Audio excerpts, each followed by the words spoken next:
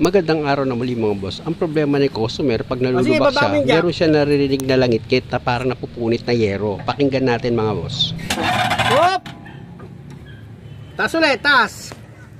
Ang ginagawa ko dyan mga boss, kaya may naririnig kayong ingay, ipinapadyak ko yan dito sa chassis niya. Tapos ipinabababa ko dahan-dahan, kaya narinig natin yung ingay. Tapos pinadyak ko siya ulit. Hop! Baba!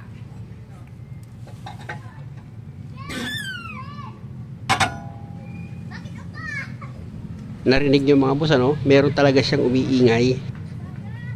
Getas! Ito kasing ginagawa ko mga boss, sinisigurado ko lang kung saan ang gagaling yung ingay. Kaya halos paulit-ulit ko itong pinapakita sa inyo para magkaroon kayo ng idea. Pakinggan nyo mga boss. Hop! Taas! Narinig nyo mga boss, diba? Ipinadyak ko yan eh. Tapos dahan-dahan ko ipinababa yung jack. Ayun ang maririnig mo.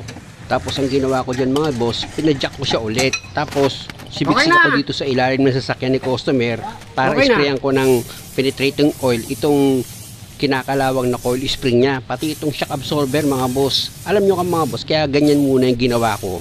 Hindi naman kasi lagutok ang naririnig ko, kundi langit-ngit lang muna. Kaya ang ginawa ko dyan, isprayan ko lang muna ng penetrating oil. Ganyan muna yung ginagawa ko mga boss, kabilaan, pares ko silang i-sprayan. Itong coil spring niya mga boss, sa ilalim yan tsaka sa ibabaw, i-sprayan ko yan. Pwede kasing panggalingan ng ingay yan or ng langit-ngit. Pati itong shock absorber mga boss, ano, yung kinakapit niya di sa may bushing, ini-sprayan ko rin yan. At dahil nga sa na-eject na ulit itong sasakyan, ipapababa ko ulit yan. Babawin jack! Sobra namang dahan-dahang ibinaba itong jack mga boss, pasensya na kayo.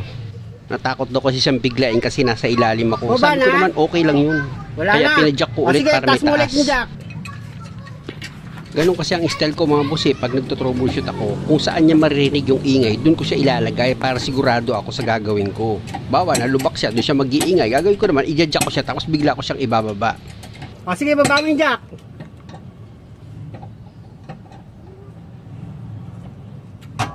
Hop! Narinig niyo mga boss, ano, meron pa siyang kaunting langit-ngit, ano, yung plang gumanon. Kaya ang gagawin ko dyan mga boss, ipapaangat ko ulit itong sasakyan para umangat siya ulit. Tapos ipapababa ko ulit itong jack. Ibaba mo! Meron pa eh.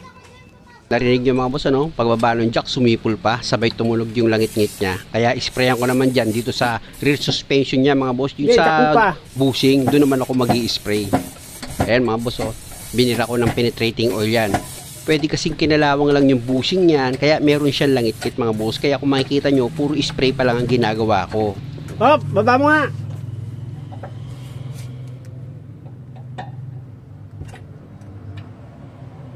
Hop, taas. Wala na ata. Sige, taas ulit. Dito ko narinig yung ingay mga boss eh, kaya kung mapapansin nyo, dito ako madalas nakapokus eh. Hop, baba.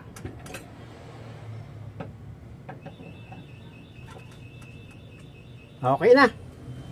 Kalawang lang pala eh.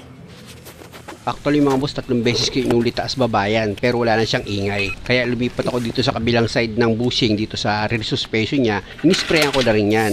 Muli mga boss, pag may problema, ganyan lang muna yung gagawin nyo kung wala namang kalug dito sa bushing. Iba kasi pag langit-ngit lang, pwedeng kinalawang lang yung mga parts nyo dito sa mga pangilalim, iba rin yung lagutok. Ibig sabihin naman nun, pwedeng may sira na yung parts nyo. Muli mga boss, maraming salamat sa panonood. Sana nakakuha kayo ng idea at kung maaari, huwag nyo naman sanang kalimutang mag-subscribe sa channel ko. Maraming salamat.